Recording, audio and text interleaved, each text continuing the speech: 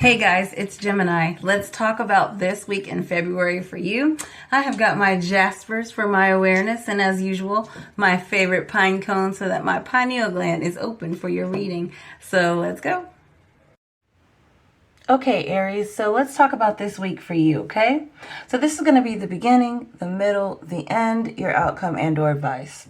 So let's just go ahead and jump in, right? We've got the Four of Pentacles and the King of Wands to start. And I do think that this is your energy here, this King of Wands, right? This fire sign. But I'm thinking that you feel, you start off feeling insecure. You're wondering about your thing, your person, your place, or your thing, right? You're wanting to hold on to this thing really tight. It's like a dream that you feel like could just flutter away from you if you're not careful. That's how you feel about it. I don't think that's actually the case. This thing seems on pretty solid ground other than the way that you feel about it. Okay, so I do think that there's some insecurity here with this Four of Pentacles.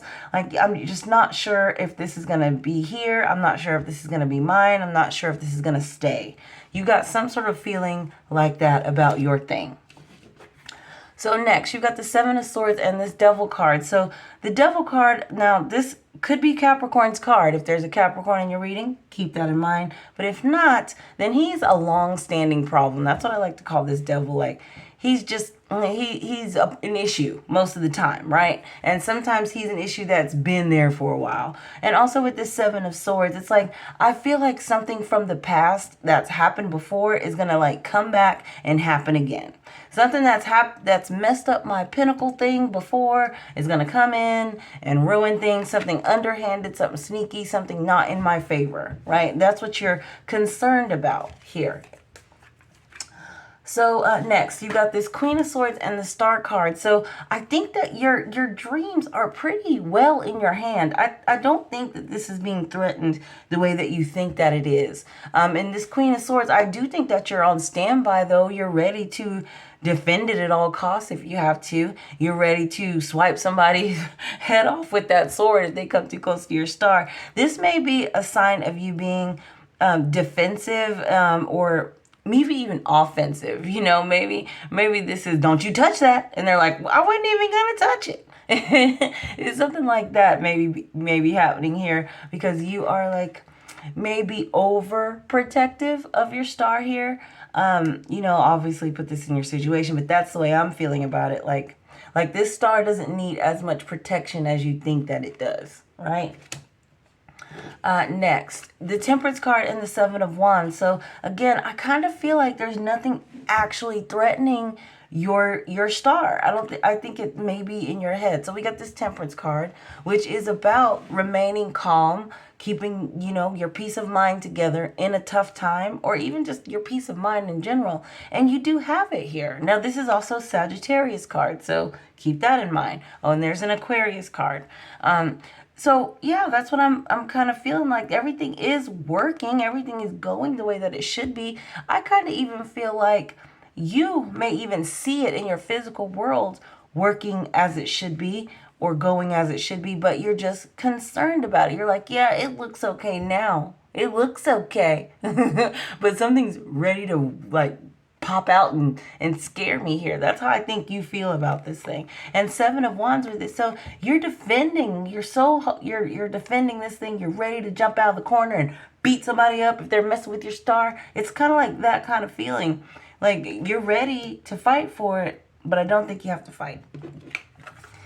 Next, Three of Wands. So you have plans, right? This is all about your plans. He's looking towards the future. There's nothing wrong with this card. And I think this is what it's about in the heart of your reading. This is about your plans. And then you got the Two of Swords with it. So, you know, I'm thinking, for one, she's blindfolded. She doesn't really know what's happening around. There's no one around her, right? She's standing there by herself. She could just put those swords down, take the blindfold off, right? But it's something like that. She thinks she has to do it, just like this queen, just like this dude, you know.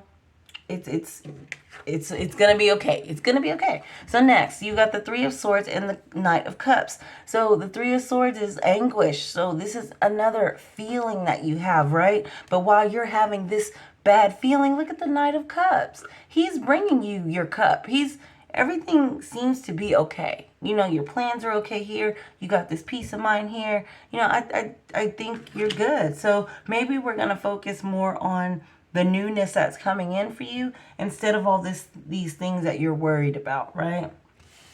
So next you've got the 10 of Cups and the Knight and the King of Pentacles.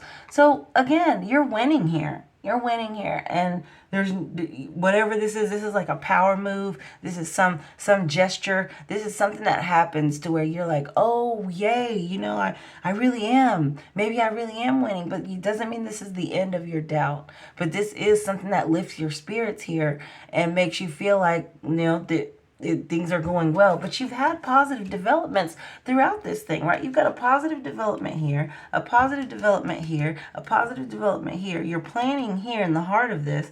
Things are going well, right?